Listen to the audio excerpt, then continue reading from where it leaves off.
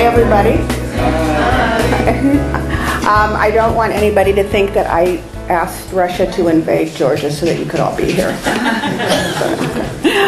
Thank you all for joining us today. I'm Doris Wise-Montrose. I'm president of Children of Jewish Holocaust Survivors. We welcome all those who have been here before and all those who are here for the first time. We strive to bring to you the most interesting and timely speakers on the global issues that confront us today. Julia Gorin is amongst those individuals recognized in the politically conservative community. In that regard, she has reported for the New York Times, the New York Daily News, the New York Post, Forward, and Newsday, and is a blogger at juliagorin.com, and a widely published op-ed writer contributing to the Washington Post, Jewish World Review, Wall Street Journal, Christian Science Monitor, and others. She has appeared on Politically Incorrect and Fox News Channel, and is a frequent guest on talk radio. Although Julia writes on a variety of pressing issues of the day, her main focus has been the situation in the Balkans. 4 years ago, Julia predicted that the conflict between Georgia and Russia would erupt as it has. We originally invited Julia to educate us as to the situation in the Balkans involving Kosovo, Serbia, and Albania, of which she has written extensively. In addition to discussing the events in that region, today Julia will speak about the current crisis and how it relates to the situation in the Balkans. Julia will ease us into the topic with some of the acerbic humor for which she is well known, after which she will take questions. In the interest of time, we ask that you please limit yourself to asking a question rather than making a statement. I would like to take a moment to recognize a few core people who are here today without whom this organization would not exist and would not be growing at the pace that it is. Tita Dobson, Jeff Marcus, Joan Daniels, Peter Daniels, her husband, Brad and Eileen Smolson. Would everyone please take a moment now to turn off your cell phone and your pager, and we welcome Julia Gorin.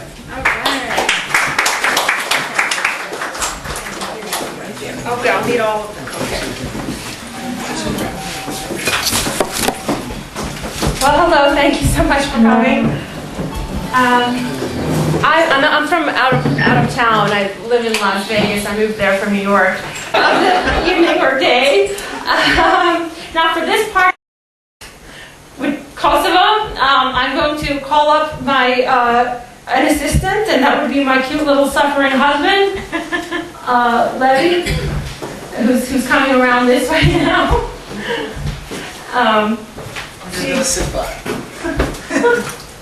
Okay, good. Yeah. The Balkans I figured out how to make people laugh at every joke I have to say.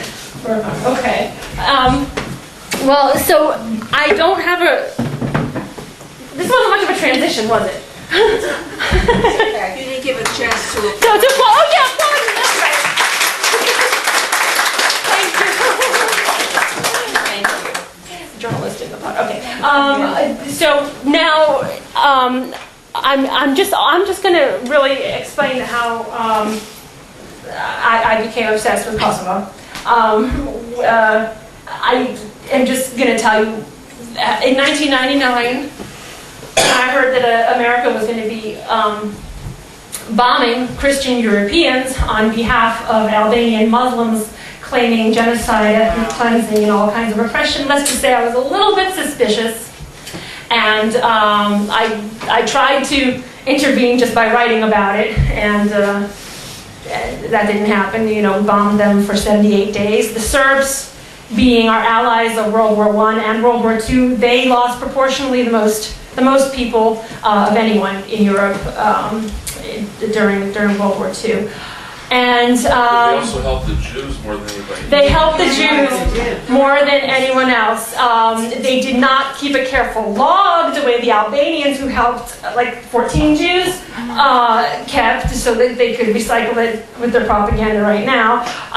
But they, let's just say, they were not the people to bomb, and the Albanians were being trained and financed by bin Laden's people, who they had set their sights very early on the Balkans, on Kosovo and Bosnia. And so I didn't think we should be helping them. They're being assisted by us and by bin Laden. So we were allied at a time that bin Laden was already a fugitive, an international fugitive. So I basically just started looking into this. I started doing research. I started writing about it. And after the war ended, I noticed that everyone sort of just moved on. It's like, okay, that's done, but on to the next thing. So no one noticed when articles started coming out in every major newspaper, not just American newspaper, but international newspapers, that there was no ethnic cleansing, there was no genocide. This was a crackdown on terrorism, Albanian terror, led by the KLA, Kosovo Liberation Army, so-called. And these articles went without notice. Everyone had just sort of moved on. So what else went without notice was the fact that the Albanians immediately moved on to Macedonia, to terrorize Macedonia, hoping that NATO would intervene once again on their behalf to get that land. And this was all about a turf war. It was never about oppression. And then they also moved on to southern Serbia, a region called Sandžak, pronounced Sandžak. And we had to make all kinds of deals so that they would stop terrorizing the Serbs across the border. So basically everything that I suspected that was happening in terms of the justification for that war that nobody questioned turned out to be true, but no one was noticing. And for 9 years, no one noticed, even though I was trying to call attention to the fact that this was going to end with us helping to establish a narco-terrorist state. And that's exactly what we're seeing happening before our eyes. I was also trying to warn that this was a precedent for every separatist movement across the globe, and they were on their haunches watching to see what would happen with Kosovo. And so now they have their answer, starting with South Ossetia and Georgia, which that conflict is not one, the South Ossetia-Georgia conflict is not one that I have devoted a great deal of time studying. It was one of the things that was on the list of separatist problems that were going to flare up if the Kosovo situation went in the direction that we are driving it to go in. What nobody knows in this country is what's driving our policy in Kosovo, and that is the threat of violence. Because the Albanian leadership and Albanian civilians have made it very clear that they have a virtual gun pointed at our troops. We have something like 1,500 National Guard troops there at any one time. And all the other countries, that are part of KFOR, which is Kosovo Force, which is NATO. That if we veer off from the agenda, the Albanian agenda of securing the entire territory that they went after, they're not even allowing for a partition. And yet the Serbs are the ones who are called intransigent when they come up with 20 alternative compromise solutions that they could go with. And the Albanians are like, no, we don't have to negotiate. We got badass America behind our backs. So we're going to get every piece we want. And America isn't going to veer off this agenda because they know how dangerous that is for the internationals and Americans stationed there. The administrators, Camp Bondsteel, which is the big base we have there, and of course the soldiers, who have had shootouts with the Albanians, several shootouts over the past 9 years, starting with when we went in there on their behalf. There were shootouts because there were some, the Mujahideen that were fighting on their side started shooting at Americans while they could. But you don't hear about these shootouts because they are kept as quiet as possible. Only when there is a flare-up involving Serbs who are kind of mad by now that we're foisting Islam on them, and essentially people who have historically decimated them, we're putting them under their rule. So when something happens, like the riot with the embassy, or when they were being removed from a courthouse that they were trying to get their jobs back at, that's what is allowed to get through. That's what makes international headlines. So you hear nothing about Albanians shooting at our peeps. You only hear about so-called rioting Serbs. So anyway, that's the miniature version of how I came to just based purely on suspicion and then paying attention to what was going on. That's all it took, really, just to pay attention. I never left that war. So anyone who has questions, anything that's confusing anyone. I just want to add something to what you said. The Bosnian Muslims volunteered to help Hitler so much that Hitler opened up a special chapter of an army filled with Bosnian Muslims who helped Hitler murder 6 million Jews. And these are the people that Clinton helped against the Serbians who went out of their way to rescue Jews during the war. Exactly. He's talking about the Hanzar division of the SS. Wasn't that led by Faisal, Palestinian? But the Grand Mufti, he has like 20 names. He was decorated by Hitler and so Yes. division, yeah. Yes, absolutely. The Hanzar, and there was also the Cam division. And yes, unfortunately, a lot of organized Jewry was duped into thinking that, if someone said Holocaust, okay, there must be another Holocaust, we have to take the Bosnian side. There was absolutely no consideration for history or how history led to that conflict. That's what happens when a Democrat's in office. But I was of that opinion as well, but then what happened is that the policy became institutionalized as U.S. policy. It crossed party borders. And it wasn't just Bill Clinton who was pushing for this. Unfortunately, a very early Albanian purchase was John McCain. And the KLA are a top contributor to his campaign. It's the National Albanian American Council, and he is deep into that. He was asking for ground troops to kill Serbs. So he was pushing, Bob Dole was pushing, he's an honorary Albanian. These two got so much Albanian money that they have been driving the policy as well. So unfortunately, that was a bipartisan outrage. And that I don't get. Yeah. McCain is supposed to be very pro-Israel. Oh, he's pro-Israel. He doesn't make a connection between, it's okay. No lives are cheaper than Serbian lives. He doesn't make any connection. Whatever the Albanians want from him, he delivers. Joe Dioguardi was thanking him in an article saying, whatever we asked John McCain for, he delivered. We asked him to arm the KLA, he got Clinton to arm the KLA. So this was a bipartisan. I know it's like a really yucky feeling when you first find that out. But there's nobody to vote for. No, there isn't. But obviously, he's still a lesser of the two evils. I'm sorry. Go ahead, sir. I have this book out there. Could you recommend any other reading that's factual and chapter and verse of what you've been telling us? Sure. To get a sense. And there's no place. I've never heard any of this. Right. And I'm a newsie, and so I know a lot about these things, but I've never heard the things you're saying. All I ever heard about was Srebrenica and the slaughter and all of that. Yeah, where can we find out? The biggest atrocity since the Holocaust, Srebrenica. It's a load of crock. When and how can we read about this? Okay. In addition to that book, which is that he's holding Hiding Genocide in Kosovo, that specifically focuses on Kosovo.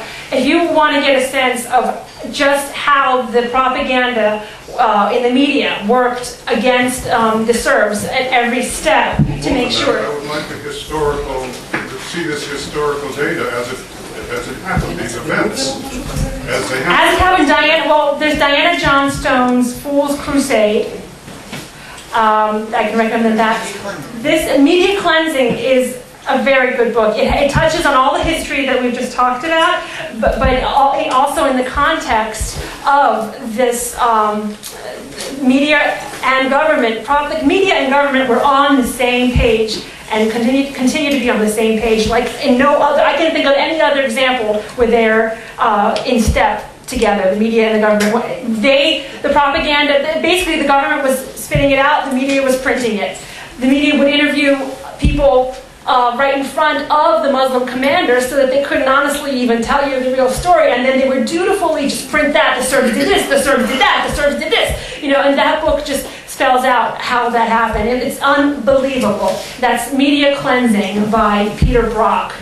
Julia, I've been following your articles for a number of years, and Very glad to meet you today. And I was like, when I started reading about it, nothing that you were saying was appearing in the media. Absolutely. So I have a question, I have a few questions, but one of them is, how did you get the information when the press, I mean, were they dead? Were they asleep at the switch? What was going on that, what you were saying was like, you know, in the Eckfeld, like they say in French, you know, it's like, where did you get that the press never reported anything that you were saying? Okay, well, it started with me just continuing to pay attention to that region, and wire reports would leak out, like this many Serbs killed by Albanians today, this many Serbs killed by Albanians the next day. You know, these were not agenda-driven reports. This was just factual stuff, like just numbers that couldn't help but leak out. So I started collecting all these things, and they were from mainstream news sources, like AP reports and Reuters reports. Now, you know, when it's AP or Reuters or other wire services, the newspapers don't necessarily print those, so they don't necessarily get seen except on their websites. And so I started collecting these, and I noticed that it was a deafening silence from the media in terms of these developments. You know, what they couldn't help report on, which is like just numerical stuff and the developments. Like there were some articles that came out that were saying that it looks like America might get sucked into a war with the people that they were just helping when the Albanians moved on to Macedonia. So a little bit of Macedonian news. Basically, I mean, all of it was there. It's just that it wasn't a time that people were listening to it, but I was just quietly collecting all of it. Well, the thing is this, okay, why was it, or was it in America's interest to get involved? Oh, it wasn't at all in America's interest to get involved. We pushed NATO. NATO starts bombing Serbia, and we're told that we're avoiding, you know, a Holocaust.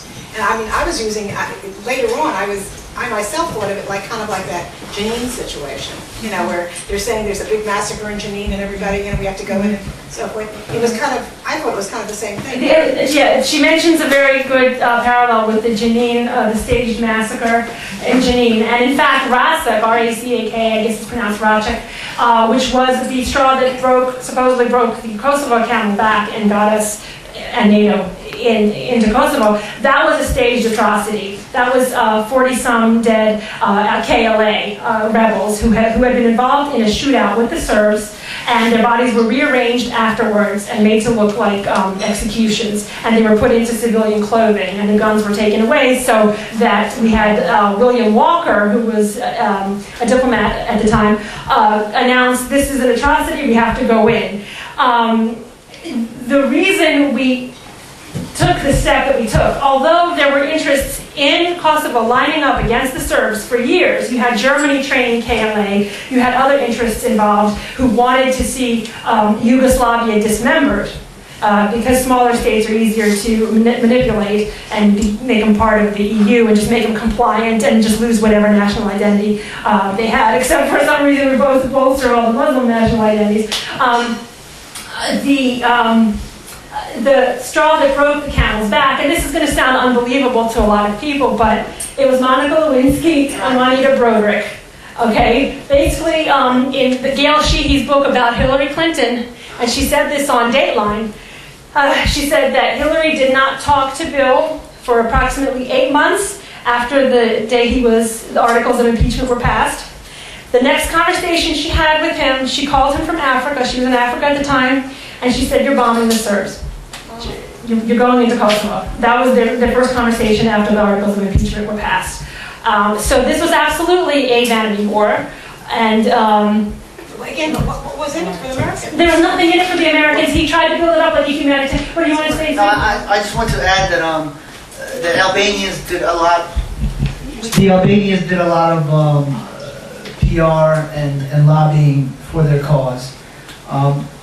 Clinton had already bombed the Serbs before. Lewinsky in Bosnia.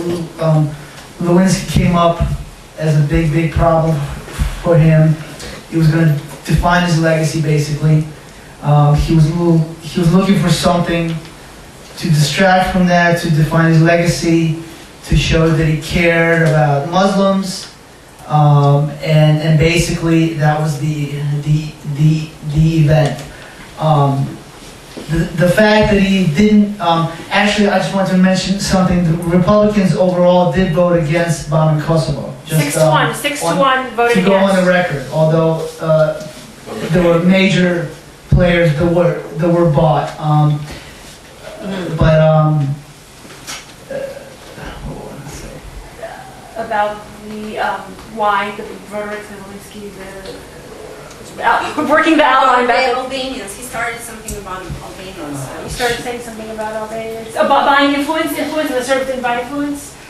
This is every day. This is, I'll remember. let me just explain. My husband is my research staff, chauffeur, bodyguard, suffering for husband. Yes, sir. And then I'll get. You mentioned this little town. Oh, I remember, I'm Don't sorry. forget. Don't forget. Yes, senior man. I had seen him. Clinton did not believe in what he was doing because if he did, he would put troops down. He was afraid of any casualties, and his goal was just to show that he cared about something, cared about Muslims, and so, but he didn't want to have any casualties, and so he just kept bombing, and when that didn't work, they went in and bombed Belgrade, which hadn't been bombed since Hitler bombed. The last person before Bill Clinton to bomb Belgrade was Adolf Hitler in April 6, 1941. And as far as our interest, there was no interest. Serbs were not a threat to us. They had no plans to attack us or anything close to that. They weren't financing any terrorist attack. They weren't being financed by any terrorists. Basically, all the major Middle East players, Iran, Bin Laden, were all financing, the Muslims, starting with Bosnia, going on to Kosovo and other places in Macedonia. So it boggles my mind that. I heard that Clinton had many chances to kill bin Laden, and he specifically said no. Even Israelis had a chance to kill him, and he said, do not do it. Yeah, that's how the free world works. told you that? We're gonna go back to you with your question, then to you, ma'am, and then to you, sir. But You mentioned this little town of Rajek, as being a faux massacre, like Jenny, for example. Yes. False. But what about the 3,000? I mean, I'm not questioning your veracity. It's just that we've been bombarded with so much false information. I'm very interested in finding out where the truth lies. What about they claim that 3,000 people were killed in Srebrenica? their claim is actually that 8,000 people were killed in Srebrenica. Are you talking about Muslims? What? You talking about Muslims? They were Muslims, yeah. Well, the media cleansing book that we have, 3 copies, that's all we have. You can actually buy it online also.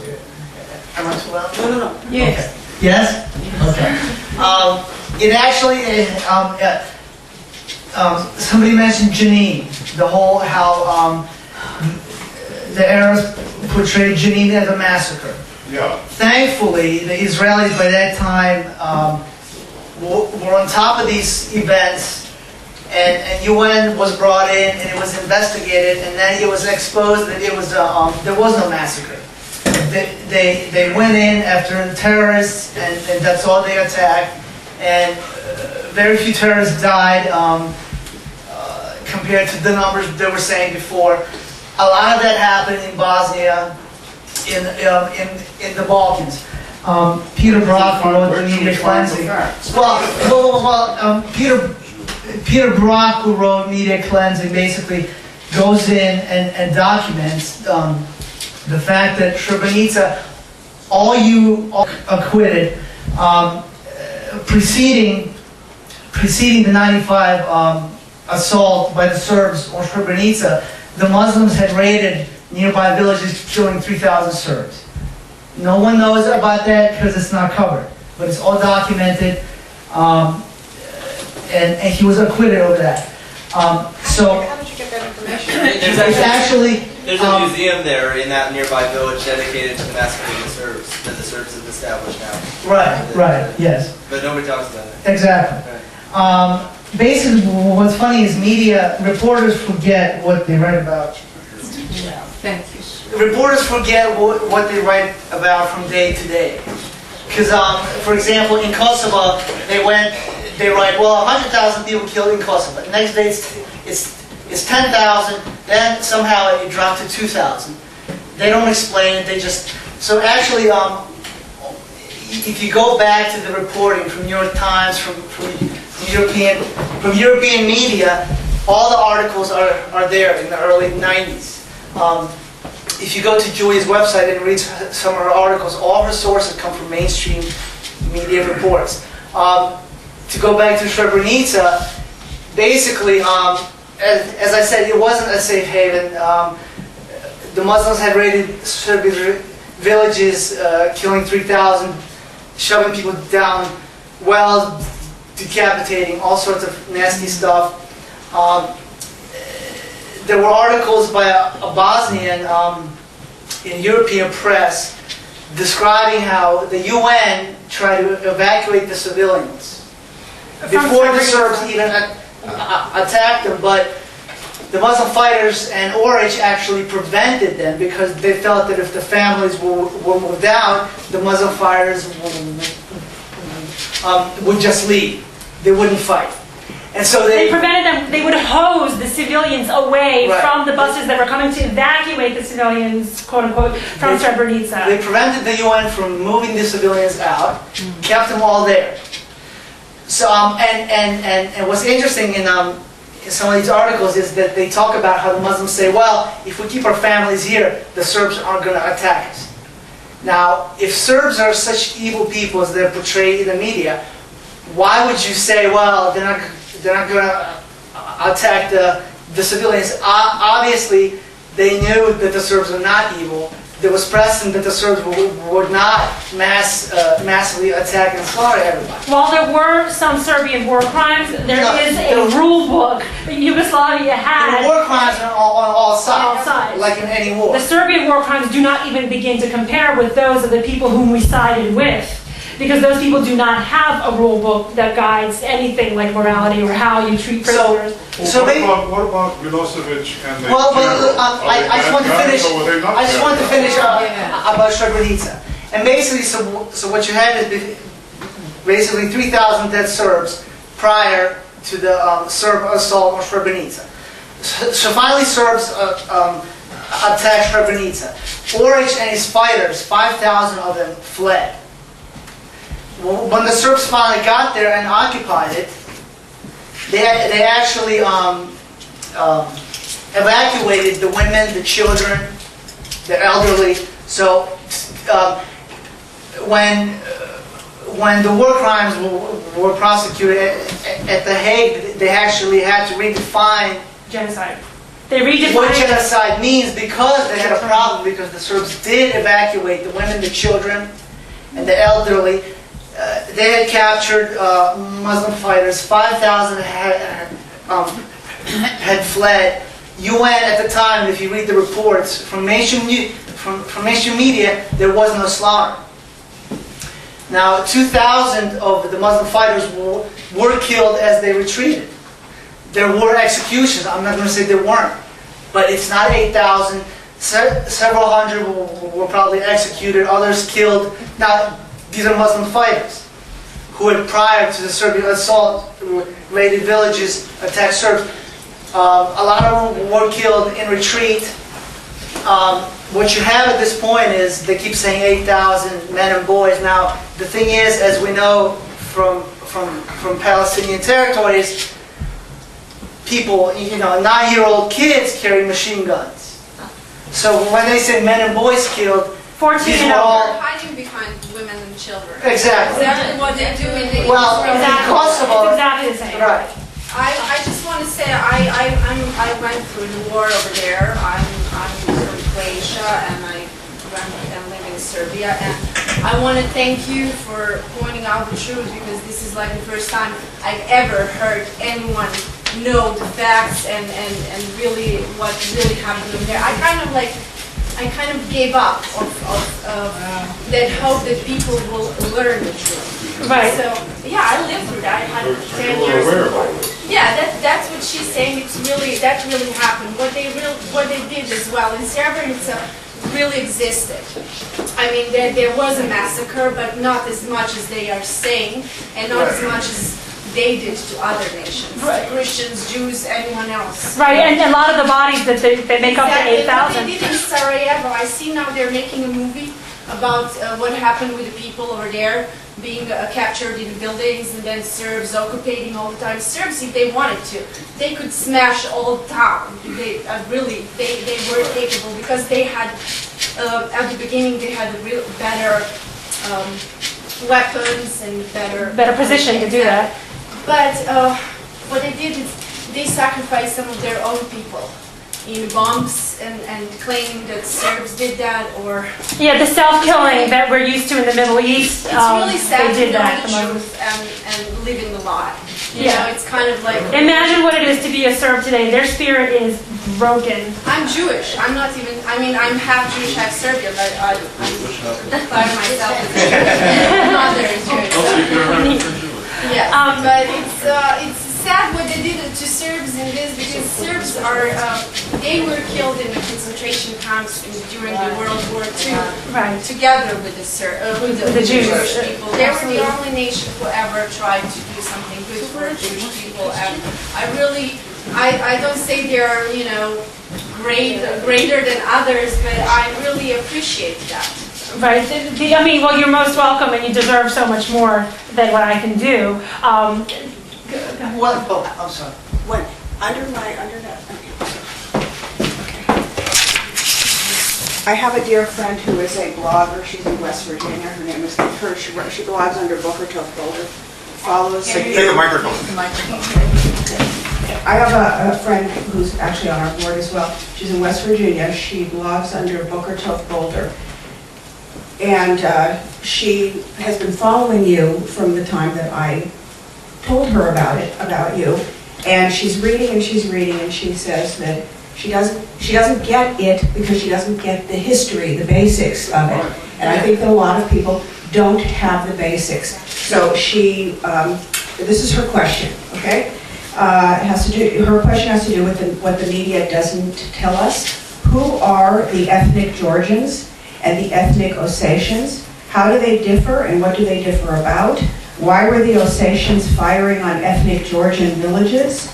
Is any of this conflict religiously based? Is there any Islamic element in the conflict? If so, which and where? And I think the same can apply to exactly, yes, Serbia, Albania, because I don't think that we here, at least I don't, know all the differences. Right. Well, I want to state for now, I'll get to the question that question later, because the point with the Ossetia, Georgia thing is that it is an outgrowth of a very faulty policy that we're pursuing, and we're turning the globe upside down. The differences there, I can only tell you very peripherally, very superficially, that the Ossetians are Russian, ethnically Russian, or something similar to that. Georgians are Georgians, and I don't know who fired on who first, because this is not the conflict that I've been studying. I've been studying the Balkans and basically calling it the powder keg for the rest of the globe that it is turning out to be.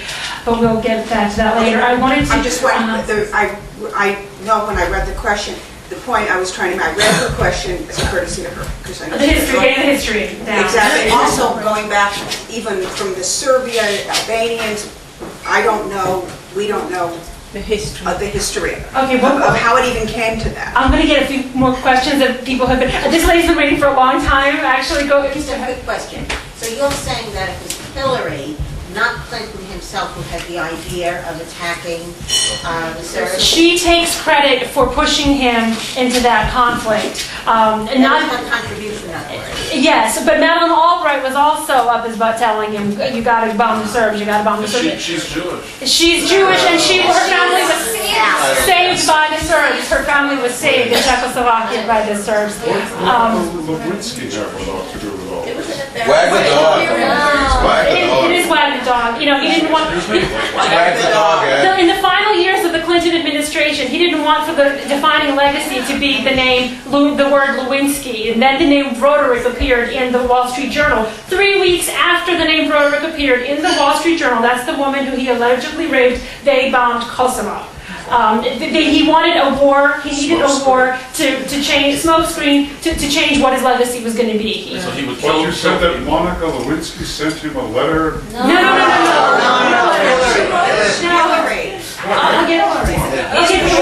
ahead. Comment on historically the Russian and Serbia connection, and secondly, why has Russia done more militarily to defend the Serbs? Okay, very good question. You're going to hear, you've probably read, the question is, I'll repeat the question, comment on the Russian-Serbian alliance and why hasn't Russia done more militarily to help the Serbs.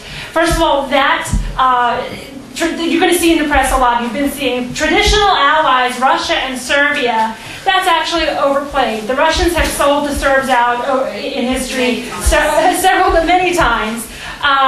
There's the Slavic connection, but the thing is Serbia, even after we bombed it to the Dark Ages, Serbia saw itself being aligned with America and the West by now. It was exposing its neck.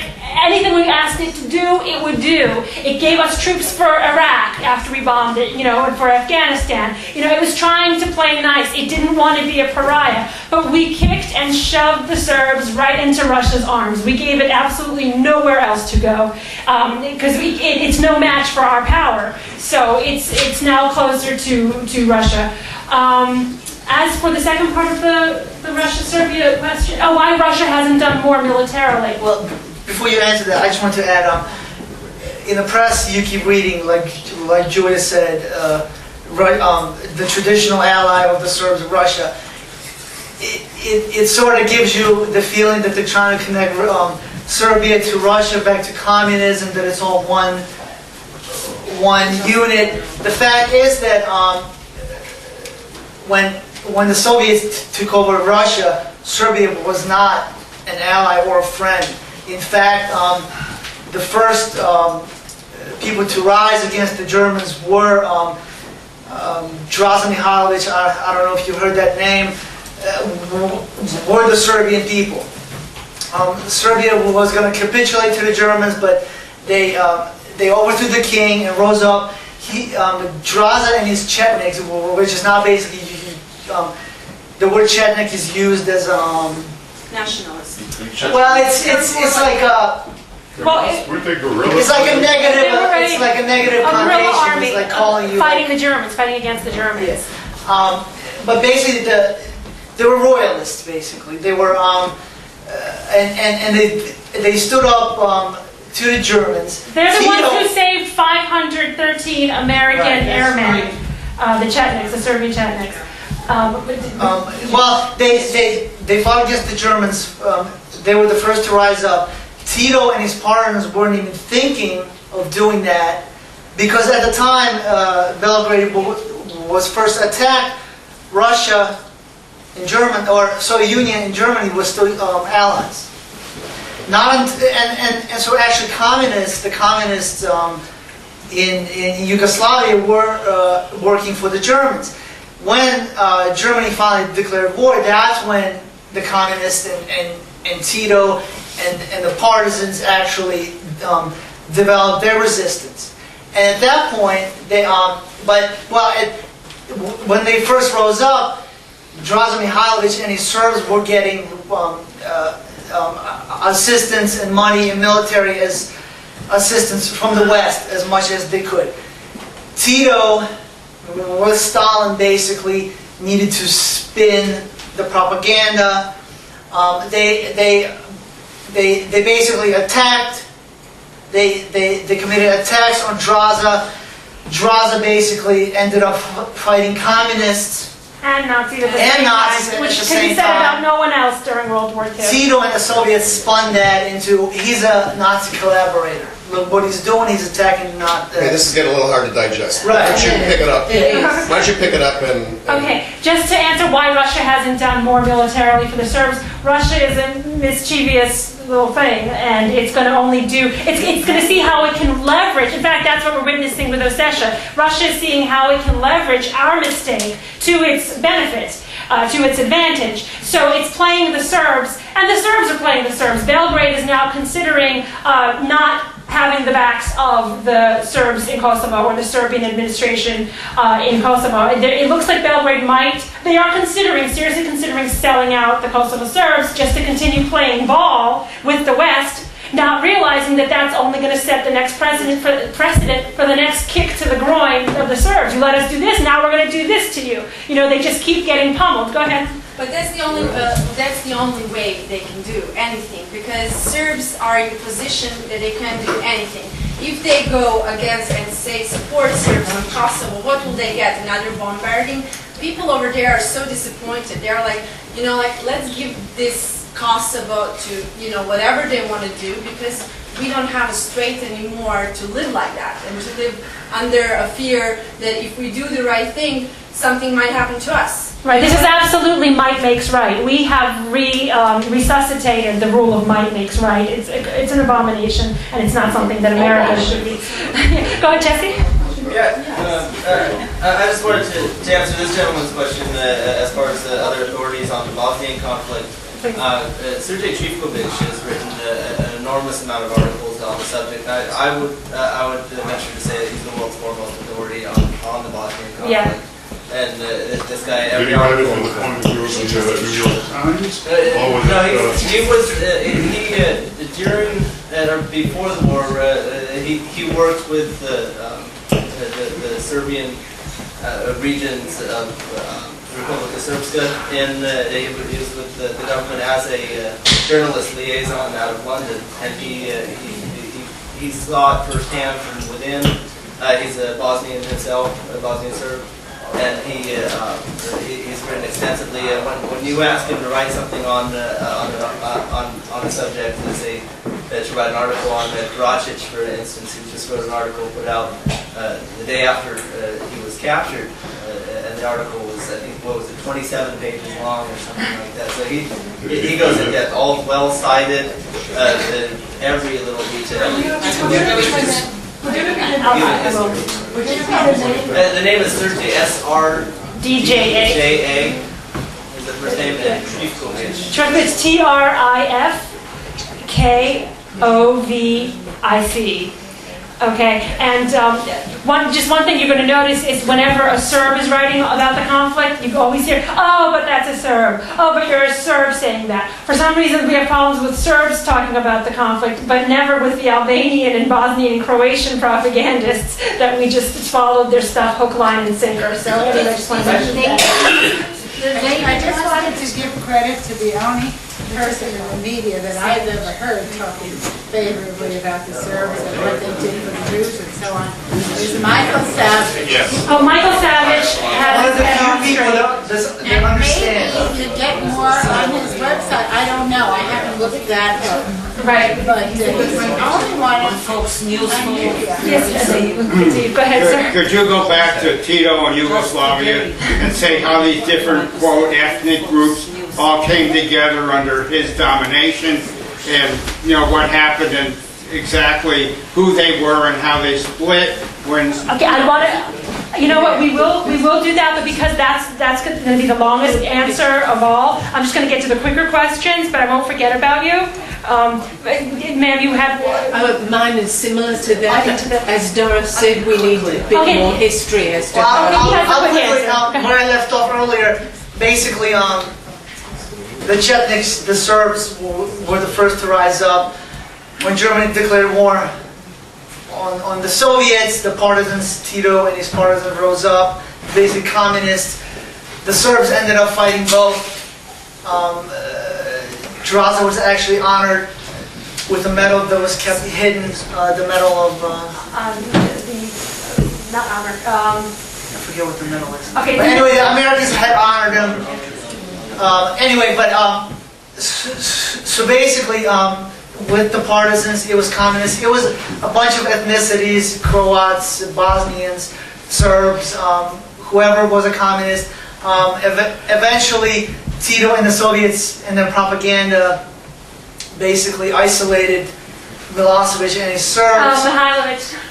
Mihailovic and his Serbs, claiming they were Nazi collaborators. Tito had spies right up in Churchill's face, telling Churchill, "No, you want to back Tito," and betray. Basically, that's how the Western world betrayed Drazen. So the communists achieved basically isolation of the Serbs and having themselves endorsed as the freedom fighters in Yugoslavia.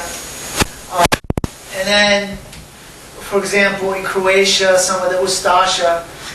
Ustasha means Croatian Nazi. Basically, Croatian Nazis, when they saw that things were falling apart, a lot of them ended up joining the partisans. And so the partisans,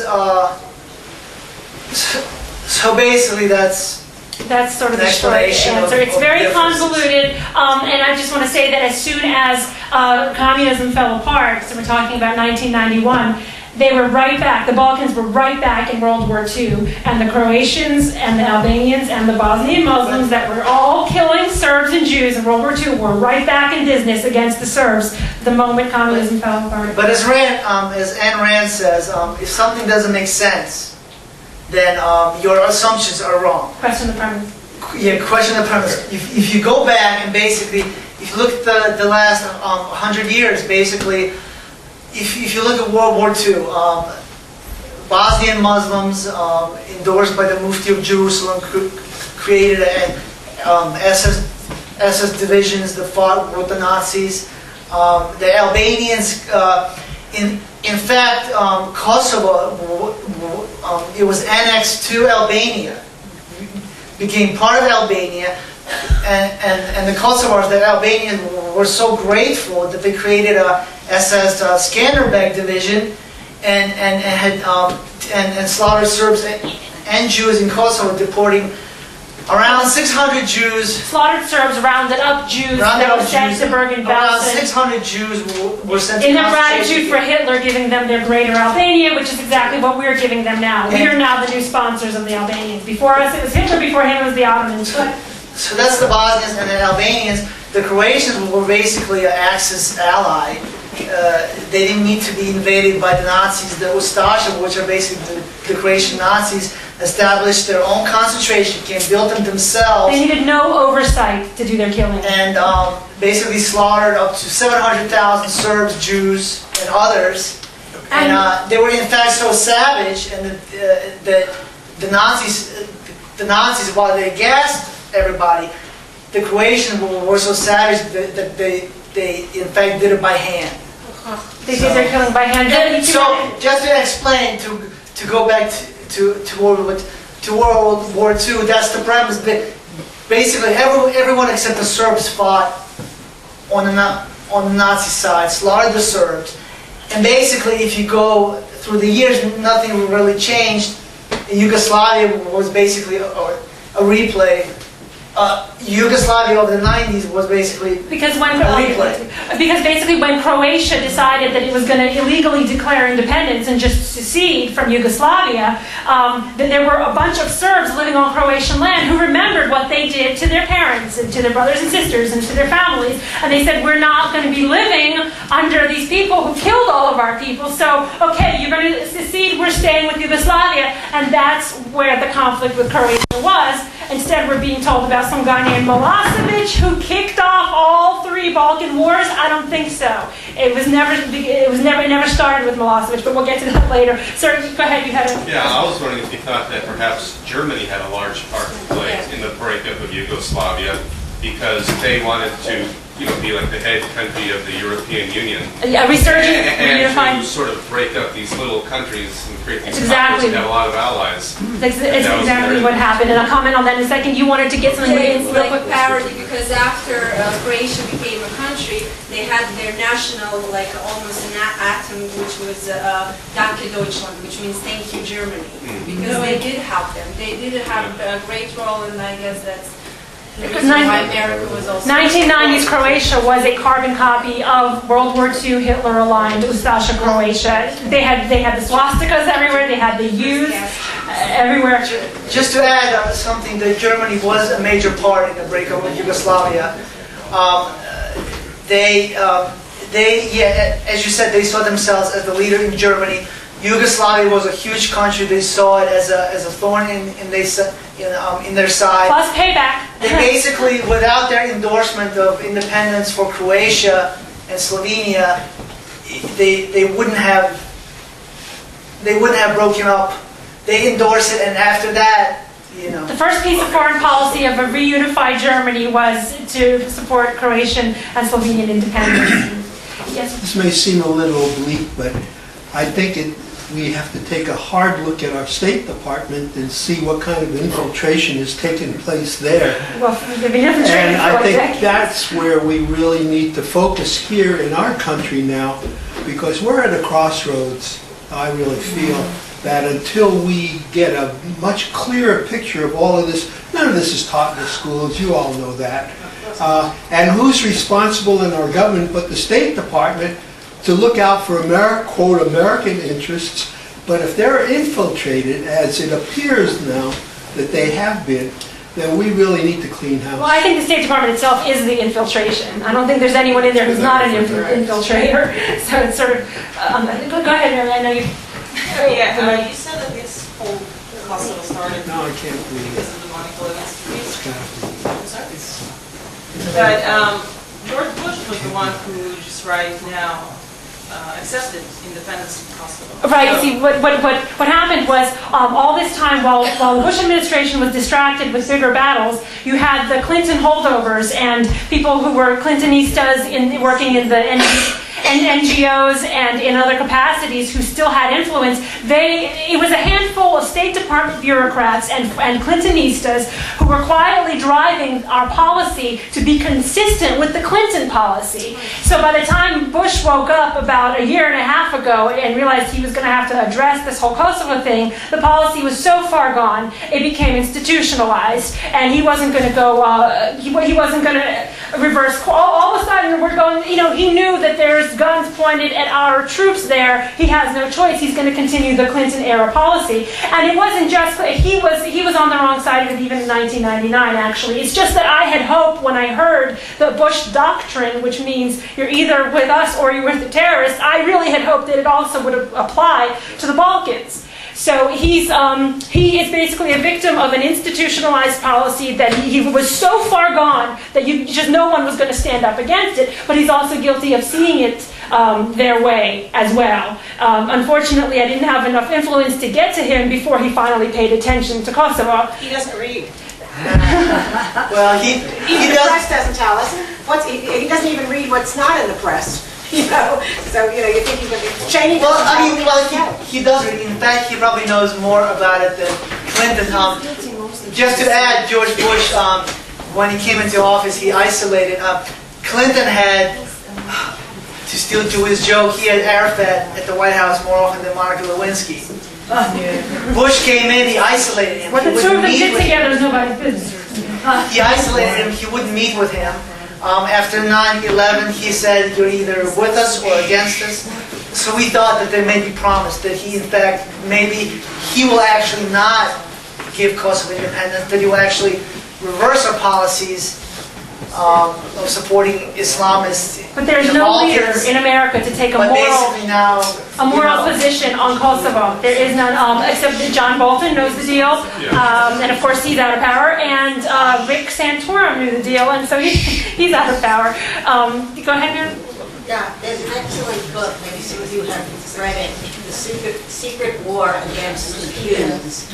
And basically all of the American leaders have been in bed with the Saudis for many, many, many years.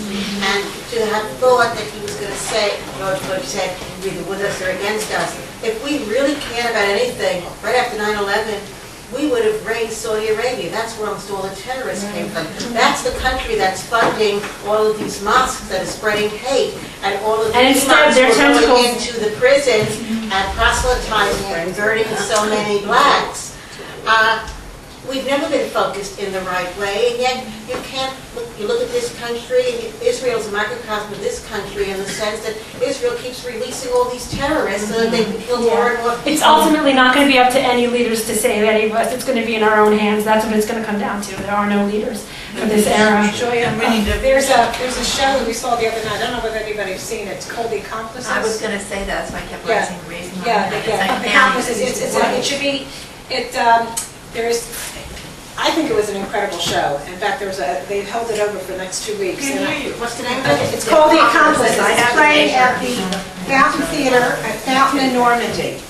And it is, you must see it. Oh, The Accomplices. What's it about? It's the story of how Peter Bergson, who was the son of Rabbi Kook, a very, very famous rabbi, okay, how he tried to save the Jews of Europe. He was only a very young man.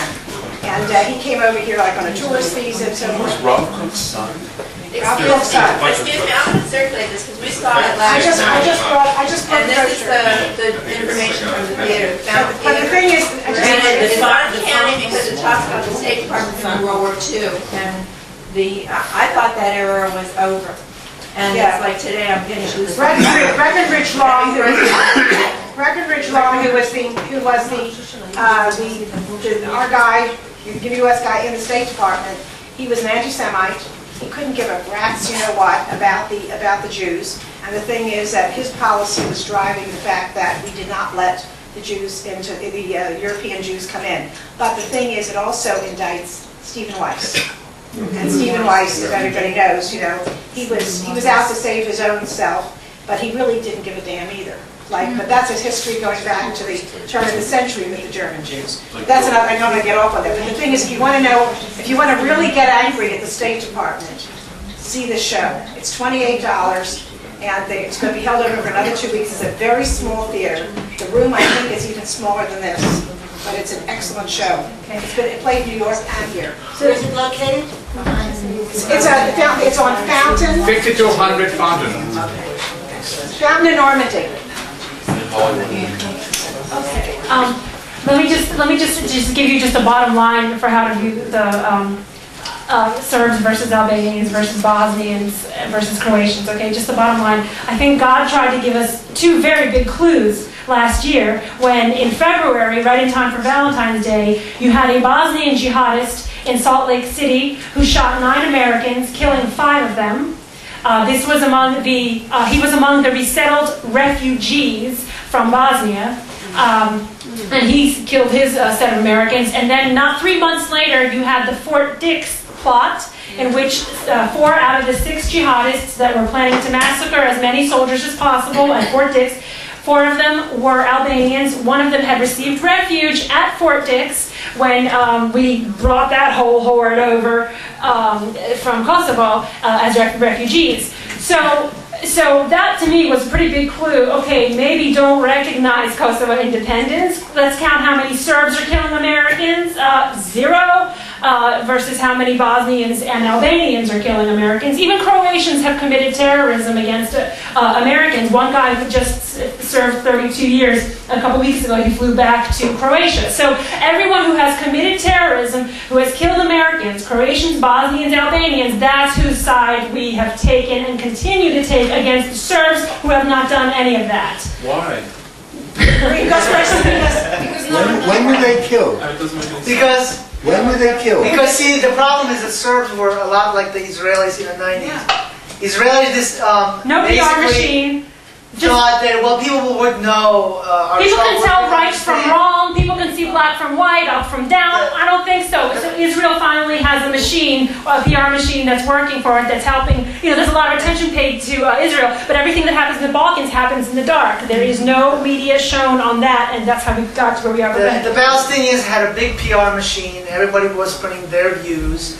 The Israelis were seen as evil. They finally got on board with the PR. In Jenin, they were able to reverse the propaganda. Serbs were very similar.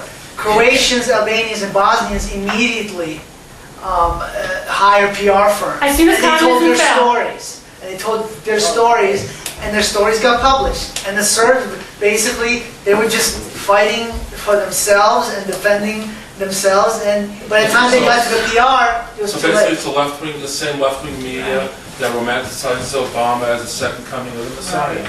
Well, yeah, that's of course a perpetual problem. Ma'am, real quick. Yeah, when were these Americans killed? Oh, when were these Americans killed? The ones I was referring to, killed by Albanians, Croatians, and Bosnians? Okay, and then I'll get right back to you, ma'am. Okay, the last year, February of last year, the Bosnian killed, on American soil, killed 5 Americans, shooting 9 altogether. At Charlie Square Mall, in Utah, in Salt Lake City. Only like a South That was in the newspaper. Right, that was major news. And officially, the investigation said that there was no motive. There was absolutely Yeah, no motive found, bottom line, so you know what motive that is. Usually it means there was one motive. And then you have Albanians who have had shootouts with Americans in Kosovo. Fort Dix. Fort Dix was May 8th. They were arrested May 8th, 2007. The Croatian attacks, most of that was in the 70s, when Croatians were bombing various sites in New York.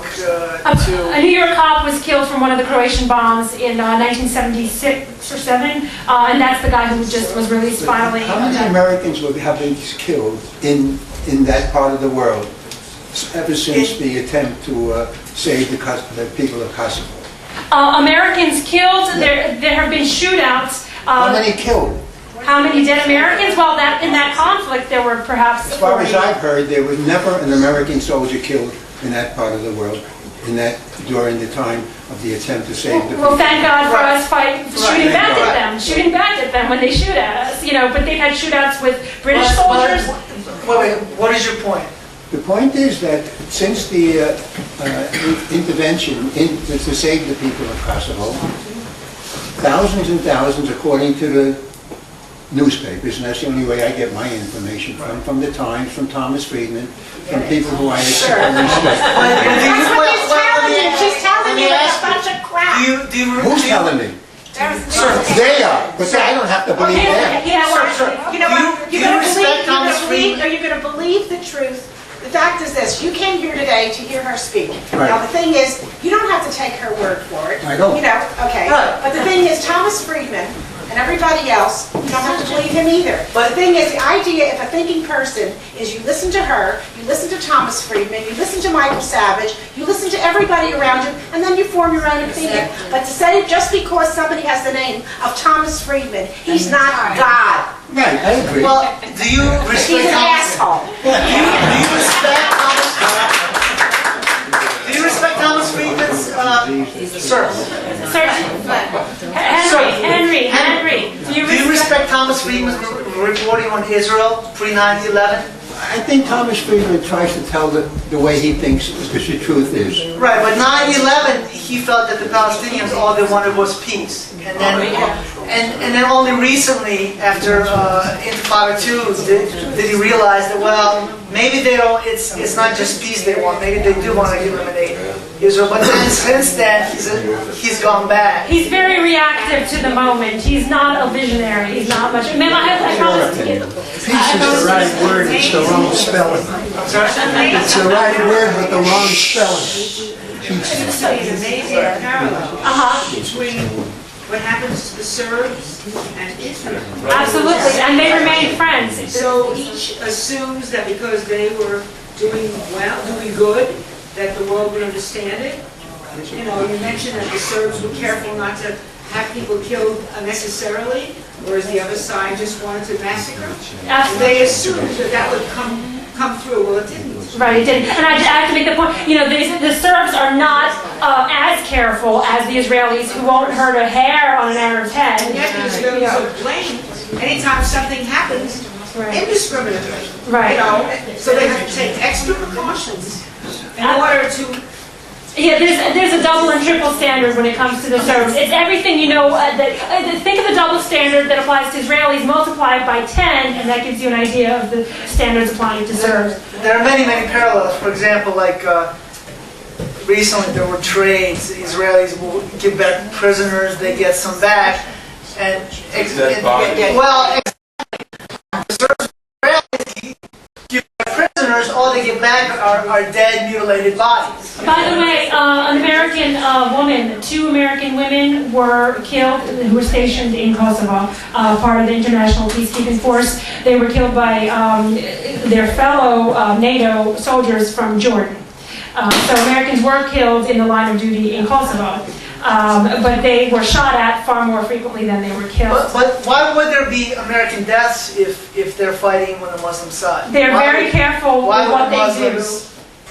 Attack Americans. Or in fact, they have. There have been shootouts, but why would they right give now, themselves such bad PR? We're taking the Muslim side over there. You So. used the individual, I mentioned Freeman, you mentioned Michael Savage, right? Michael Savage just recently, a week or 2 ago, She came mentioned out with a Michael statement saying that people, autistic children are morons. No, he was He said they were morons. No, he said they weren't sick.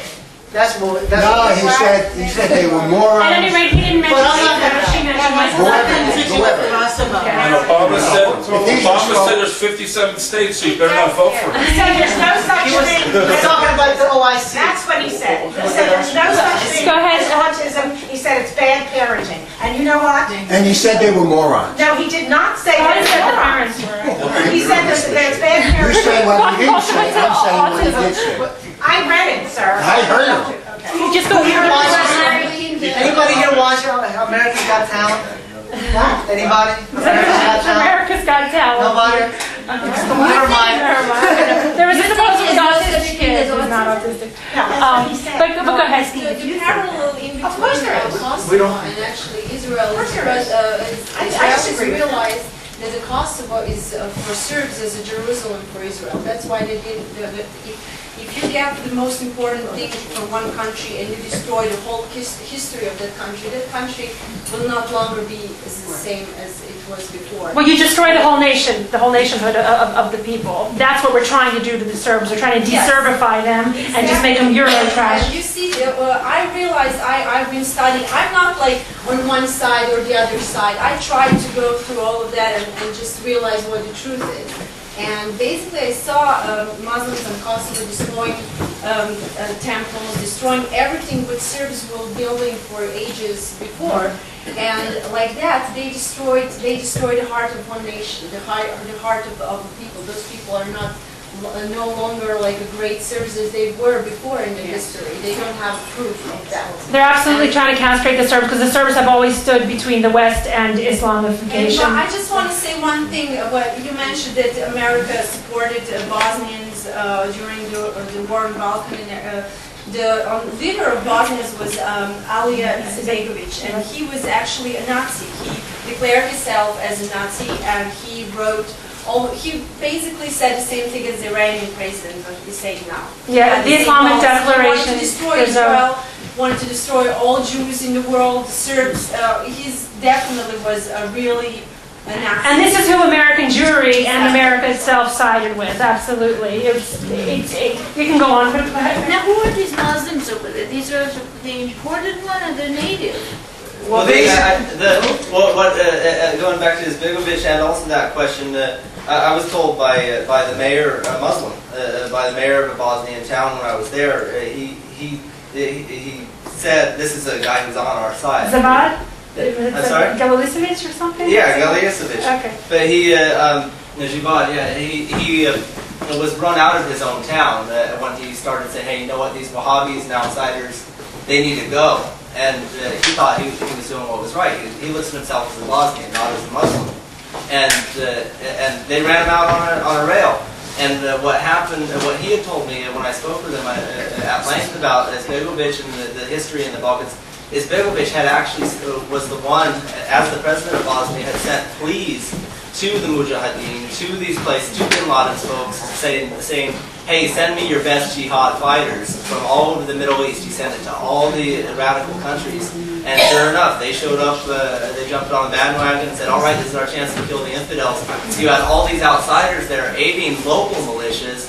And then after the war is over, he makes the excuse, he says, oh, you know what? it's not our fault. We're Bosnians. Those guys were just outsiders. It's not us. It's not our fault that the outsiders come in when in fact he's the one that sent the police. That's Jesse Pastrello, president of the United American Committee. He wrote an article outlining precisely how the double game that the Bosnian politicians and the leadership play, saying, oh, those guys, yeah, they're bad. They weren't Bosnian, but they absolutely imported those guys in, and those people knew how to kill Serbs with chainsaws. And it was absolutely the most macabre. You can watch Hostel 2, you can watch Saw 3, Saw 4, all those horror, gory movies. It does not compare to what the Serbs actually experienced at the hands of Croatians, Bosnians, and Albanians. But to answer your question, basically the Bosnian and Albanians converted to Islam under Ottoman rule. Native, so they're European. There are a lot. The Bosnians are probably a lot like the Serbs. Spain, Albanians, nobody really knows where they came from. They keep saying they're from Spain. Maybe those are the Muslims who came from Spain. No. Most of them were converted under Ottoman rule. Serbs did not convert. Albanians saw it as an opportunity instead of living as a second-class citizen. They basically converted so they could be first-class citizens and oppress. The Albanians really know how to utilize whoever the big macher is to become whatever they want, the macher wants them to become, and they can put the Serbs down. So this would be the future of England and the future of France? Yes, you just have to look at Kosovo, Bosnia, and you see the future of the rest. Go ahead. Okay. And you're born. And that's what lead into the future of the United States. And would you go back to what you said about McCain and what he has to do with this issue? And what do we do, or you do more than us, to educate or to make people understand this? And Michael Savage aside, I don't listen to him just because he's rude and crude. He may be on this side. You're right, he's rude and crude. I'm the sister of a severely autistic person. I didn't even know about this statement, so of course I take issue with him at any cost. But if he's the only one that is knowledgeable about this, I'll listen. But from your point of view, tell me about McCain and the issues now. Okay, I will get to McCain. I'm going to take like two quicker questions, and then I'm going to, because my answer might be a little long. Go ahead, sir. I just want to comment that the Serbians historically go back to the end of the late 12th century and were involved in actually stopping the Ottomans under their monarch Lazar. And that is very historically important because the Serbs were always standing between civilization and non. To the Muslim religion. There's always been attacks going back and forth from the late 12th century all the way until the present time. Right, we're repeating history again and again. It's true. Yes. Do you feel that this regional conflict is just regional, or is it really part of the Islamic taking over? Oh, it's part of the takeover. Yes, absolutely. Bosnia fell, Macedonia's falling, Kosovo fell. Well, I don't want to speak in the past tense about that, but this is part of worldwide jihad. It's just everyone likes to hold the Balkans suspended in some decontextualized microcosm when it's exactly the crystal ball you should be looking at. And what country's financing it all? Well, you have Saudi Arabia and Iran, even United Arab Emirates. Basically, like for Europe, you have Albania is a Muslim country. Bosnia is partly Muslim. They want to get rid of the Serbs and be fully Muslim. Kosovo is not really a country. It's not even recognized by 25% of the UN countries, but let's call it a Muslim country. So Islam is spreading. Muslims in England, France have been open about the fact that as soon as they get the numbers, I mean they're not worried about exploiting themselves. As soon as they're able to get the numbers, they'll change the policies. They'll institutionalize Sharia law. So that's the big battle, and no one is serious. And you did have Bosnians such as Fikret Abdic, a Bosnian leader, who had no interest in living under Sharia law, which is where Bosnia independence was going. That was the whole point of it. And so he aligned himself with the Serbs, with Yugoslavia, and fighting against these Islamists on whose side America was fighting. Go ahead, Jesse. Do you think that the only reasons the Bosnians and the Kosovars, the Kosovoians, whatever you want to call them, do you think the only reason that they aren't all-out crazy jihadis right now is only because of the fact that for several generations their families were not allowed to practice Islam, and that now that is a huge part of the 70 kids years. that are able to. 70 years of communism is, they were billed to us, the Bosnians and the Albanians were billed as they're secular, they eat pork, they drink alcohol, they're not too Muslim-y, we can take their side against the Orthodox Christian Serbs, okay? And sure enough, a part of what accounts for that is communism, a big part. Before that, they were dressing differently. And in terms of being all-out jihadis, I think they're just falling victim to what all the youth across the globe is falling victim to, but they had a lot to do with it. I mean, their agenda leads to the next step. So what happens in the next generation of their kids? Well, I think we can guess that much. What happens to? Were you looking for an actual? Was that rhetorical? It's rhetorical. Okay. About Muslims attempting to spread their beliefs. My daughter works for a large law firm in downtown LA, and she emailed me a letter that they are distributing telling about Sharia business laws. Now, why in hell in the United States is an American law firm just spreading this information about Sharia We're giving it up before we even have to. business that have been creeping in somehow, and they're not Muslims. In How about the fact, Archbishop of Canterbury? Yeah. The Archbishop of Canterbury. This is here, yeah. No, but come on. Yeah, I know. Religious leaders saying that we should accept Sharia law? Well, they do. They've already done it in England. They have set up a Sharia I said court. the Archbishop of Canterbury. What company can I ask? Can I blog this? Can I? No, he doesn't want. Okay, so maybe Citibank was bailed out by Sharia finance. Well, that's all we need there. No, you could have a credit card and I just know. Yeah, we're absolutely staking our future with Islam and trying to ally ourselves with them, to use them as a stick against rival powers, starting with Russia. That's what's going on. America is not viewing the Islamists as enemy number one. Absolutely not. The public may know that's the case, but our leaders are aligning us with them while fighting, quote, terrorism. That's why they said war on terrorism. I'm sorry, terrorism. So they're maximizing the potential for terrorism, by putting these people in Saudi Arabian tentacles like really deep into our society and academia and business, and the list goes on. So they're making a very dangerous situation while they have our agents working day and night to prevent any imminent threats that might be caused by the situation that they're macro creating.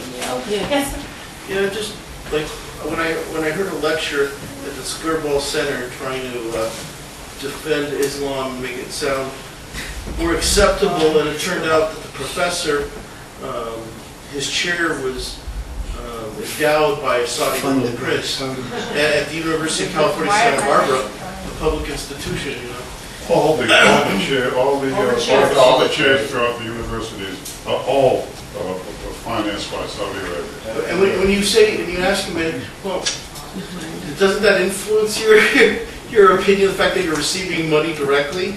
Are you able to really speak authoritatively on it, knowing that you're receiving Saudi money? It's daily, it's your bread in your mouth. And also the fact that he would say Wahhabism is not a bad thing. There's no problem, there's no danger in it. How could... If we all become Wahhabis, there's no danger. Except you and then you fight against each other. I don't know what kind of Wahhabis. This is in UC Santa Barbara.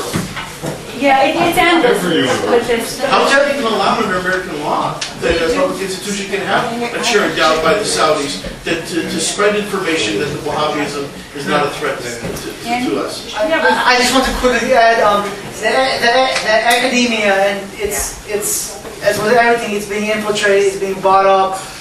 Fox News, one of the biggest shareholders, is a Saudi. I think last year when the French Muslims were rioting, and the headline on Fox News would scroll Islamic riots. Muslim riots in France.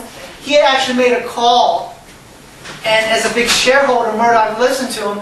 and he had it changed to say like civil riots or something like that. And that's a big problem. I remember when 9/11 happened, I saw an interview, the chief editor of United Press International, and he said he worked for the Bin Laden family. They owned Press International. And he said, oh, it didn't affect me at all in the way I reported the incidents. I'm like, really? Go ahead, you know. Just a poster. Reuters, which was founded by a German Jew, is now owned by Saudi Arabia. Lock, stock, and barrel. Yeah, I mean, we're far gone. It's through Saudi. But I want to get back to Serbia. The Albanians, in recent times, have been able to present their point of view. They try very hard to do so against the Turkish president. But what I'm asking is, where are the American Serb nationalist groups? Why haven't they even raised a whisper about it? Well, the head of the American Council for Kosovo decreed. Yes. I don't know why. I think it's the. Sorry to jump in, but I think it's the. Well, have the American Serbs done It's the way they're going about it. I think it's absolutely wrong. Well, there's a couple things. First of all, the Serbs are so assimilated and they see themselves as American patriots that they shy away from wanting to in any way associate themselves or be looked upon as a pariah who has any kind of, well, first of all, as a pariah or someone who might have dual loyalties. They have the Jewish complex. Sounds like the Jews. Yes, they have that Jewish complex, dual loyalties. And then this one guy who's an activist, his name is John Bosnich. He's Canadian. Right now he's in America. He told me about how in the Serbian Americans who formed the SUC, the Serbian Unity Council, Congress, they were trying to get a relationship going with Belgrade, with the Serbia to present their side of the story, to give something more accurate, and they were just running into brick walls because the Serbian politicians, the way they operated, they had a very sort of almost Soviet-like distrust of media. I'm like, no, we're just going to do what we have to do. We don't want to do it. The press, they were just very closed off and distrustful. Sounds like the Israelis. Yes, that's exactly what Israel was doing. Now they finally have something like honest reporting. You can try. I have one more little horrible thing to tell you. You see Irvine, you know about all the stuff going on. I don't know if any of you have made with magazines, but there are these Muslim groups that are doing all kinds of things. I don't know specifically to the Jewish kids there, and they had a Orange County Civil Rights Commission studied this for quite a while. 2 years. 2 years, and they came up with a recommendation. Any Jewish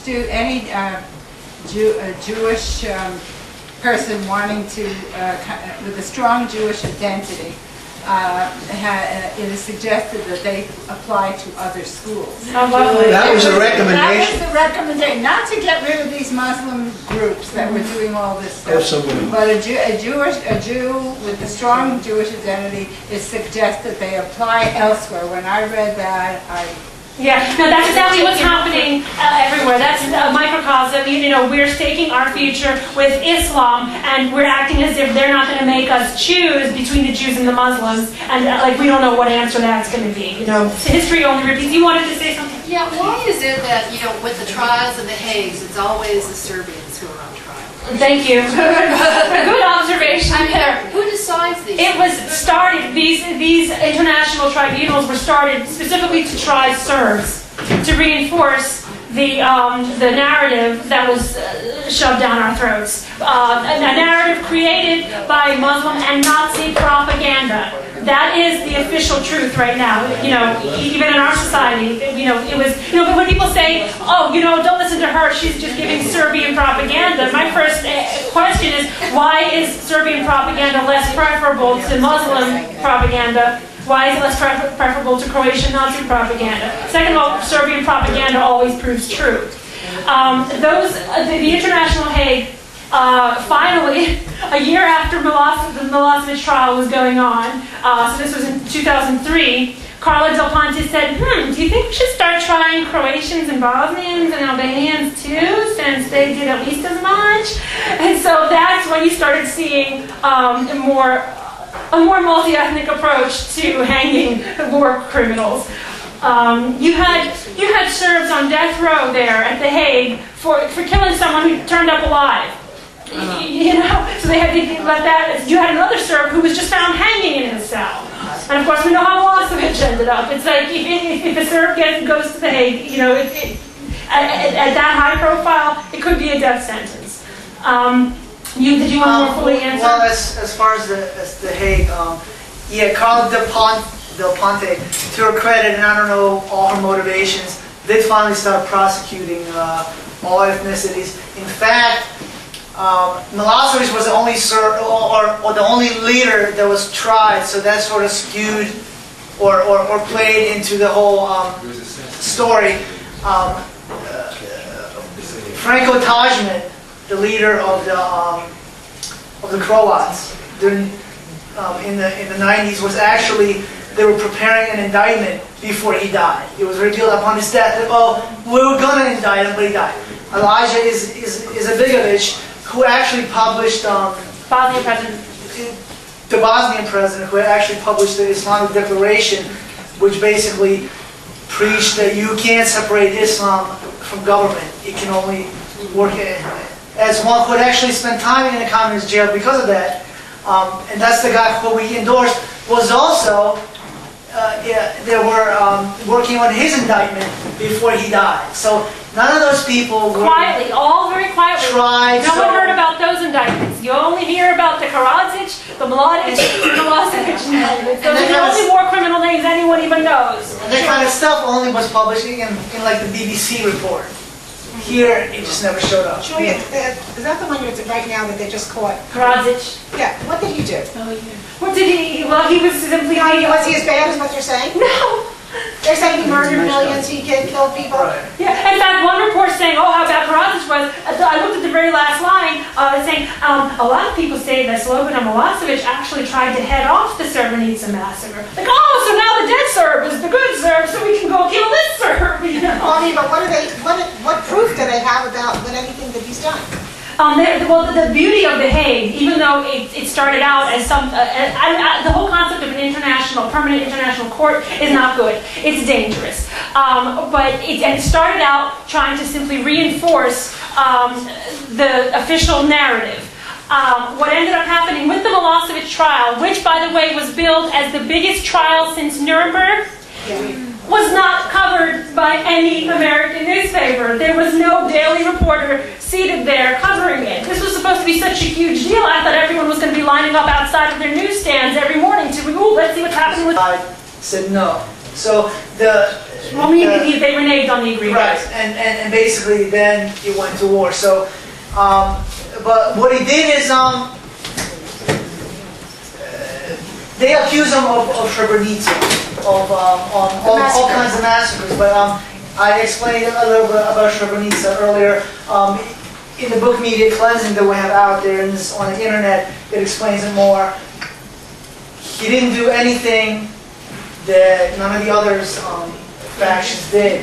In fact, the Serbs, for example, our bombing of the Serbs in 93 was based on the fact that they had attacked some markets. No, 94 and 95. 94 and 95. Attacked some markets.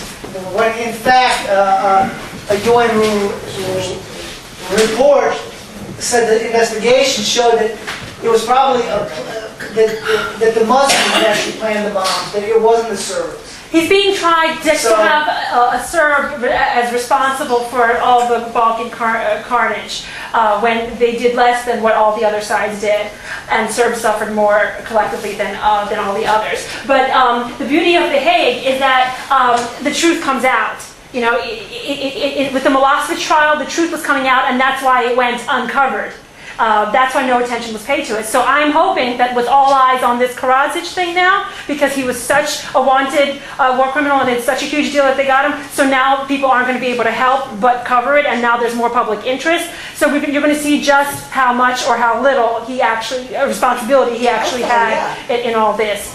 But the reason they only wanted to try Serbs was that if you're trying other war criminals of other ethnicities, then your narrative starts to unravel, starts to fall apart. Well, wait a second, this was good guy, bad guy, Serbs, bad guy, this was Holocaust, this was genocide. How can we be trying Croatians, Albanians, and Bosnians?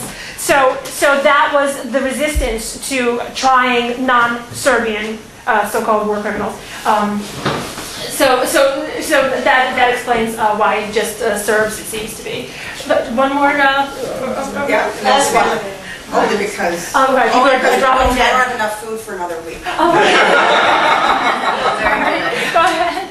What are we going to do about all this deception that is practiced by these Islamists? Really, I mean, pretending to do this because they want. Well, it's so funny that it's still deceiving to anyone. Go to Julia Gorin's blog. To me, it's just funny that anyone is still falling for it. I mean, it's at this point, it's just such bad deception. I mean, it's like you can't really buy it, but people are just going with it. It's as if the world is under some kind of a trance. They are buying it. I mean, Well, especially here. maybe they're scared. People are buying it. People are scared. Yeah, I don't know what the answer is. I think it's just going to come. It's going to become as bad as it possibly. Things always get worse before they get better. I think we're trying to make them as bad as possible before there's any kind of a fighting back against it. What you said about the Twilight Zone episode, that little boy, that's a perfect analogy. Well, that's how it feels. That's the world we're living in. Yeah, that's exactly, because everyone's afraid to say what's so obvious, because they don't want to turn it to put into the quarantine. I just want to add one thing. I'm an attorney. Somebody had made a comment about Sharia law on one of the LA County bar site, and something about it was something that I forgot exactly what it was. I responded by saying something about that Sharia law is like. Comparing it to Mosaic law, because they were trying to say that it was kind of like the same thing. And I made an analogy which really wasn't very nice, but anyway, the thing was that the response that I got was not just from the people there, but the entire National Muslim Lawyers Association. And the head of it started sending me the most vile and stuff that they sent me about Israel. I mean, it wasn't about that. They weren't defending themselves. They started attacking Israel and the Jews. Show me the letter. I'll write a nasty letter back to them. You know what? I wrote such stuff. You know what? It's like pissing in the wind. You're talking to people who, it's like trying to talk to a liberal, right? Same thing. You can't talk to them. The thing is, they are right, as far as they're concerned. We are evil. We're the children of monkey and pigs. They hate the Jews. Well, tell them that Muhammad was the son of a dog and a pig. It doesn't matter. It doesn't matter. You know what? They're winning. They're winning. They're winning. And the thing is that I was told by the head of the listserv in the LA County Bar, I was told that I have to back off. Okay. I have to back off. Well, the McCain. Oh, just to try, I promise to get to the McCain thing. Unfortunately, John McCain is just like any other politician who accepts money from various interests, and the Albanians made sure to be a very important interest early on. It doesn't mean you shouldn't vote for him over Obama, because Obama is just a mess. But right, John McCain basically went on Super Tuesday. He gave a speech when he won the primaries that day. He said to the Albanian leader of the National Albanian American Council, he said, I saw your people in New Jersey. I saw your people in South Carolina. Because in fact, if you were watching footage of his speech, victory speech on Super Tuesday, you would see Albanian flags waving at his speech, cheering him on. So he's like an honorary Albanian at this point. I mean, he was bought to that side early on. What happened was our politicians got bought, and that ended up kidnapping the whole country, because now we have to do what it's like that scene with. So we have to choose between Albania and Iran because the other guy's got all those other dictators on his side. Well, it's interesting that you bring up Iran because we were telling one day a week ago we were telling Condoleezza Rice said Israel can do what it wants with Iran, we're not going to interfere. Then South Ossetia hit and started to threaten our Kosovo policy, and so then the next day you got an item saying Israel hold off on doing anything to Iran. I'm like, oh my God, we're choosing the Albanian agenda because it's so dangerous and such a threat to us that we're going to now let Iran give them some leeway. This is affecting so much. This is why we have to get after the State Department. We have to jump 2 or 3 steps ahead. If we're just reacting to the immediate thing that's happening now, we're lost. We got to go ahead of them and take care of that cesspool up there, clean that thing up. I don't have the problem. Well, let's can't remove thousands. But we talk about it. I could, but They're hits, you cut the hits. but the heads. I mean, Condoleezza Rice. Look, she became a leader of the State Department, and she speaks like scared to death. Right.